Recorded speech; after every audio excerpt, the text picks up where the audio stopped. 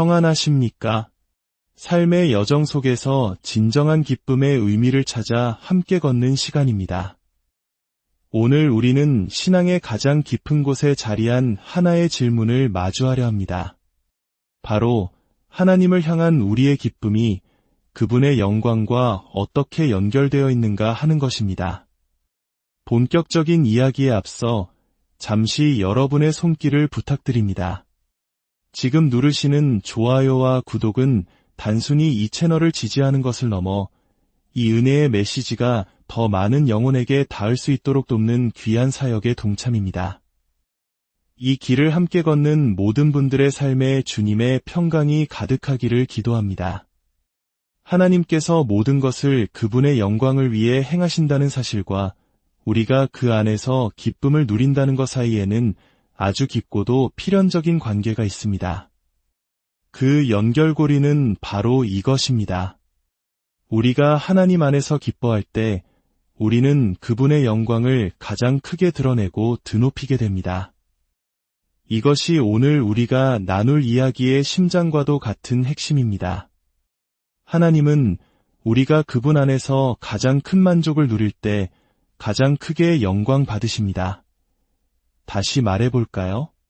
당신은 당신이 즐거워하는 것을 영화롭게 합니다. 당신이 진정으로 사랑하고 기뻐하는 것이 있다면 그것에 대해 말하고 싶어 안달이 날 것입니다. 그것을 생각하는 것만으로도 큰 기쁨을 얻기에 당신은 그것을 소중히 여기고 드높이게 됩니다. 우리의 가장 깊은 기쁨의 원천이 바로 하나님이실 때 우리는 그분을 우리의 가장 고귀한 보물로 세상에 드러내는 것입니다. 바로 이 때문에 기쁨을 추구하는 것은 선택사항이 될 수 없습니다. 하나님의 영광을 추구하는 것이 선택사항이 아니듯이 말입니다. 기쁨을 위한 싸움, 하나님 안에서 참된 기쁨을 찾으려는 이 영적 전투는 결코 부수적인 일이 아닙니다. 우주의 중심에 하나님의 영광을 위한 그분의 계획이 있듯이 기독교 신앙의 중심에는 하나님 안에서 기쁨을 찾으려는 당신의 노력이 있어야 합니다. 왜냐하면 당신이 기뻐하는 바로 그것이 드높여지기 때문입니다. 이것은 단순히 우리가 무엇을 결심했느냐의 문제가 아닙니다. 우리의 마음이 진정으로 무엇을 사랑하고 갈망하며 기뻐하는가에 대한 문제입니다. 하나님은 당신을 그분을 드높이는 존재로 창조하셨습니다. 그렇기에 하나님 안에서 기뻐하는 것이 부수적이거나 덜 중요하거나 없어도 되는 일이라고 말할 수는 없습니다. 나는 하나님을 기뻐하는 것 따위는 상관없어. 나는 그분을 믿기로 결정했고 그분께 헌신하기로 약속했어 라고 말하며 마음 한편으로는 여전히 세상의 쾌락이나 돈, 가족 혹은 음식과 같은 것들을 더 사랑하고 있다면 어떻게 될까요? 마치 신앙이 단순히 의지력의 문제인 것처럼 말입니다. 하지만 그런 태도로는 하나님께 영광을 돌릴 수 없습니다. 그런 태도는 오히려 음식에게, 돈에게, 음란함에게 영광을 돌릴 뿐입니다. 당신의 감정이, 당신의 마음이 보물처럼 여기는 바로 그것이 영광을 받게 됩니다. 자, 이 사실이 우리에게 어떤 의미를 가지는지 생각해 봅시다. 만약 내가 하나님 안에서 가장 만족할 때 하나님이 가장 영광 받으신다는 것이 사실이라면 하나님 안에서 행복하기 위한 싸움, 즉 기쁨을 위한 이 영적 전투야말로 당신의 삶에서 가장 중요한 일이 됩니다. 예수님께서는 회심을 어떻게 묘사하셨을까요? 마태복음 13장 44절을 보면 천국은 마치밭에 감추인 보화와 같다고 하셨습니다. 어떤 사람이 그 보화를 발견하고는 숨겨두고 기뻐하며 돌아가서 자기의 소유를 다 팔아 그 밭을 샀다고 말입니다. 저는 오랫동안 이 구절을 읽으면서 기뻐하며라는 이 작은 구절의 중요성을 깨닫지 못했습니다. 많은 설교들이 단순히 천국을 얻기 위해 모든 것을 팔아야 한다고 결단과 의지를 강조했습니다. 하지만 예수님의 말씀의 핵심은 바로 그 기쁨에 있었습니다. 내 차를 가져가세요. 내 컴퓨터도, 내 결혼 반지도 다 가져가세요. 나는 이 보물을 얻을 수만 있다면 괜찮습니다. 이것이 바로 천국이라는 보물을 발견한 사람의 마음입니다. 그는 희생하는 것이 아니라 최고의 거래를 하고 있는 것입니다. 그는 잃는 것이 아니라 비교할 수 없는 것을 얻고 있는 것입니다. 예수님께서는 베드로가 보소서 우리가 모든 것을 버리고 주를 따랐나이다 라고 말했을 때 그를 꾸짖으셨습니다. 마치 내가 모든 것을 버렸다고? 내가 누구인데 나를 따르는 것이 손해라도 된다는 말이냐? 라고 말씀하시는 것 같았습니다. 그리고 이어서 말씀하셨습니다. 나와 복음을 위하여 집이나 형제나 자매나 어머니나 아버지나 자식이나 전토를 벌인 자는 현세에 있어 집과 형제와 자매와 어머니와 자식과 전토를 100배나 받되 박해를 겸하여 받고 내세에 영생을 받지 못할 자가 없느니라. 자기 연민에 빠져있지 말라는 것입니다. 그렇다면 우리는 박해와 고난 그리고 역경 속에서 어떻게 살아남을 수 있을까요? 인생이 질병이나 사고, 전쟁이나 핍박으로 인해 죽음의 문턱까지 이를 정도로 극심하게 힘들어질 때 우리의 진짜 믿음이 드러납니다. 예수님께서는 바로 그 순간을 어떻게 견디라고 가르치셨을까요? 마태복음 5장 11절입니다. 나로 말미암아 너희를 욕하고 박해하고 거짓으로 너희를 거슬러 모든 악한 말을 할 때에는 너희에게 복이 있나니 기뻐하고 즐거워하라 하늘에서 너희의 상이 큼이라. 고난을 어떻게 이겨내야 할까요?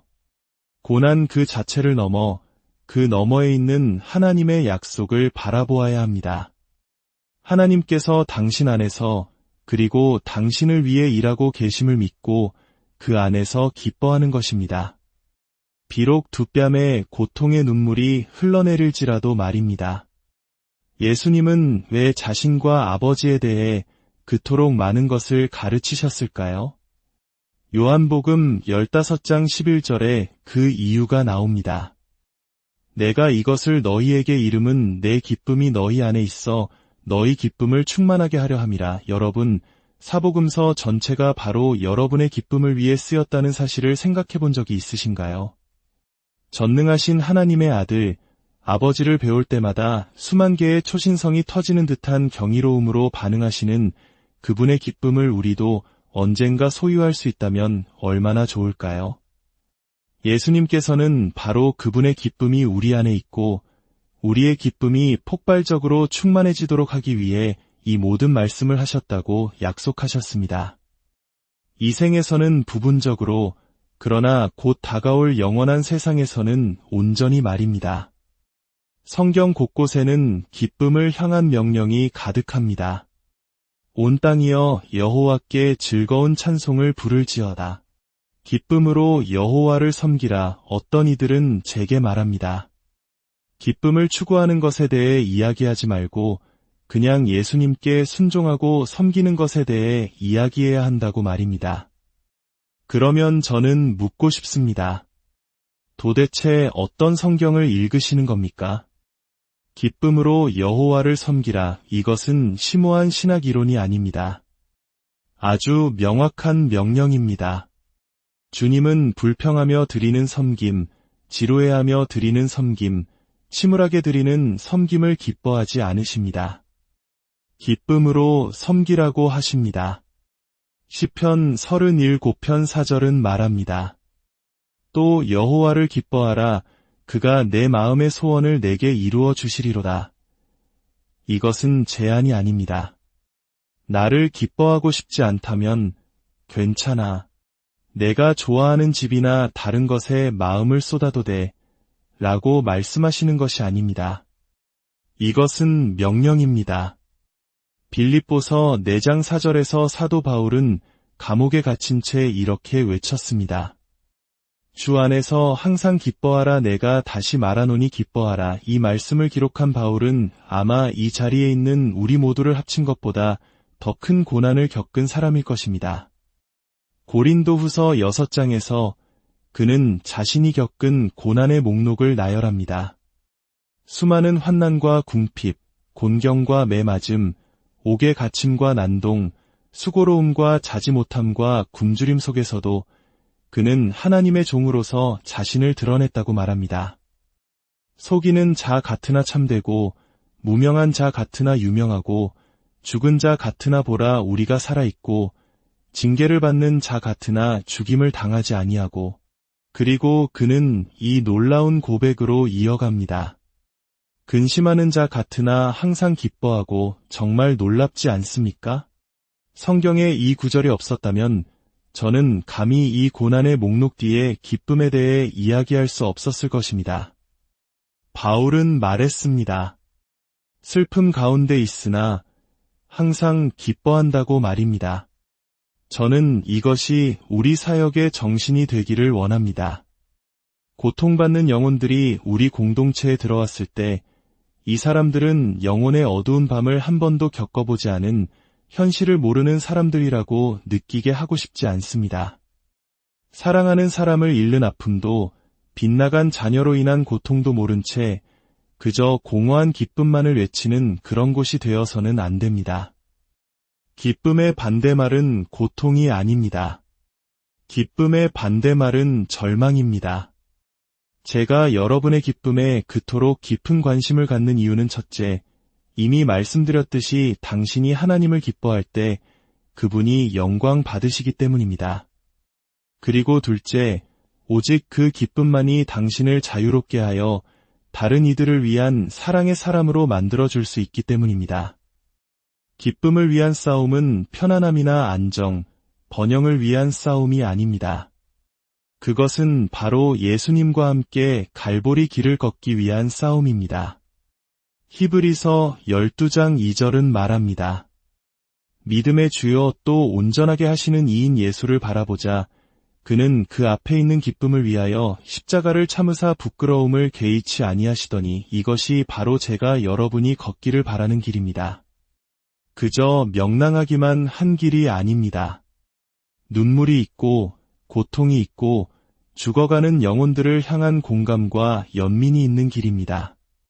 당신 주변에 깨어진 가정과 마약에 빠진 자녀들, 상처 입은 이웃들을 위한 길입니다. 당신의 내면에 있는 하나님을 향한 기쁨이 고기압 지대가 되어 도움이 필요한 사람들의 저기압 지대를 만날 때 그 사이에서 바람이 불기 시작할 것입니다. 그리고 그 바람의 이름은 바로 사랑입니다. 당신의 기쁨이 밖으로 흘러넘쳐 그들을 향해 움직이기 시작하는 것입니다. 내게는 세상적인 것이 많지 않을지 몰라도 내 안에는 예수님으로 인해 차고 넘치는 생명의 기쁨이 있습니다. 그러니 나의 시간과 에너지, 내가 가진 것들을 사용해 당신을 섬기고 싶습니다.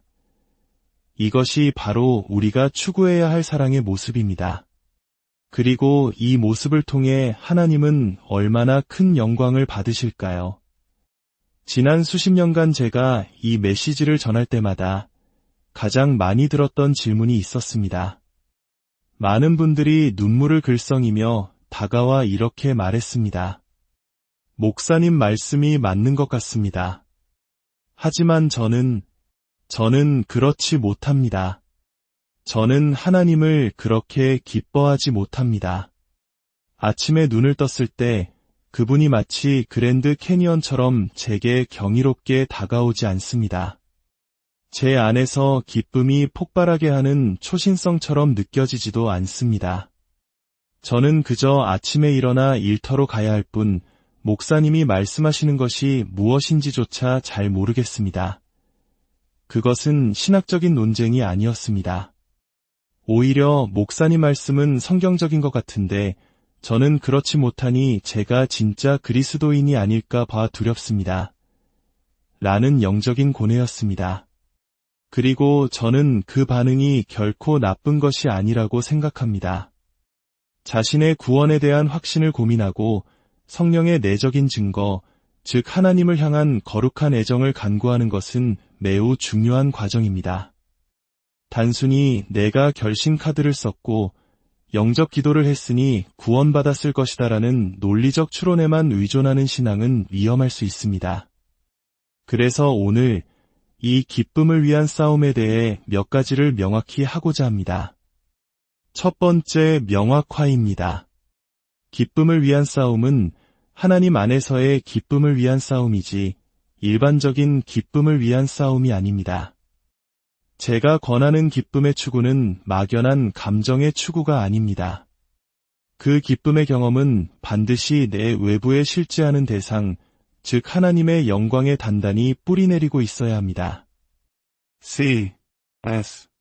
루이스는 그의 자서전 예기치 못한 기쁨에서 이 점을 놀랍게 통찰했습니다. 그는 젊은 시절 기쁨이라는 감정 그 자체를 추구했습니다. 하지만 그는 결국 깨닫게 됩니다. 기쁨 그 자체는 아무런 가치가 없다는 것을 말입니다. 모든 가치는 기쁨이 갈망하는 대상에 있었습니다. 그리고 그 대상은 결코 자기 자신의 마음이나 상태가 아니었습니다. 루이스는 이렇게 썼습니다. 기쁨이 소리쳤다. 내가 원하는 것은 내가 아니다. 나는 내가 너 자신이 아닌 내 외부에 있는 다른 무언가를 원하고 있다는 사실 그 자체일 뿐이다. 그렇다면 누군가 이렇게 물을 수 있습니다. 왜 굳이 하나님 안에서 기쁨을 추구하라고 강조합니까? 그냥 하나님을 추구하라고만 하면 되지 않습니까? 세 가지 이유가 있습니다. 첫째, 이렇게 말하는 것은 제 아이디어가 아니라 하나님의 아이디어이기 때문입니다. 성경은 여호와를 기뻐하라, 주 안에서 기뻐하라고 명백히 명령합니다. 둘째, 하나님은 우리가 그분에 대해 올바르게 생각하는 것만으로가 아니라 그분을 기쁘게 경험할 때 영광 받으시기 때문입니다. 사탄은 누구보다 하나님에 대해 신학적으로 정확하게 알고 있지만 그는 하나님을 미워합니다. 사탄의 문제는 교리가 아니라 기쁨의 부재입니다. 셋째, 사람들이 자신의 비참한 영적 상태를 깨닫는 것은 자신의 마음을 하나님 안에서의 기쁨이라는 잣대로 측정하기 시작할 때이기 때문입니다. 십계명의 마지막 계명, 탐내지 말라는 모든 죄의 뿌리가 욕망, 즉 잘못된 갈망에 있음을 보여줍니다. 당신의 마음이 무의식적으로 무엇에 이끌리는지, 무엇을 가장 기뻐하는지를 점검할 때 우리는 비로소 우리의 전적인 변화가 필요함을 깨닫고 절박하게 은혜를 구하게 됩니다. 우리의 목표는 하나님입니다. 그리고 그분이 우리를 위해 존재하시는 모든 것 안에서 참된 행복을 누리는 것입니다. 다음 시간에는 두 번째 명확화에 대해 나누고자 합니다. 기쁨이 성령의 선물이라면 왜 우리는 그것을 위해 싸워야만 하는 걸까요? 자발적으로 생겨나야 할 기쁨을 위해 싸운다는 것이 과연 가능한 일일까요? 이 중요한 질문에 대한 답을 함께 찾아가도록 하겠습니다. 기도하겠습니다. 하늘에 계신 아버지, 오늘 나눈 이 말씀과 예배의 시간을 주님의 성령으로 붙들어 주시옵소서. 이 말씀을 듣는 모든 심령 속에 주님을 더 깊이 알고자 하는 새로운 갈망을 깨워주시옵소서. 주님을 뵙고 주님 안에서 쉬며 주님으로 만족하고 주님을 기뻐하며 세상 모든 것보다 주님을 가장 귀한 보물로 여기는 은혜를 부어주시옵소서. 주님, 이것은 기적이 필요한 일입니다. 이 시간 우리 가운데 오셔서 그 기적을 행하여 주시옵소서. 우리 주 예수 그리스도의 이름으로 기도드립니다.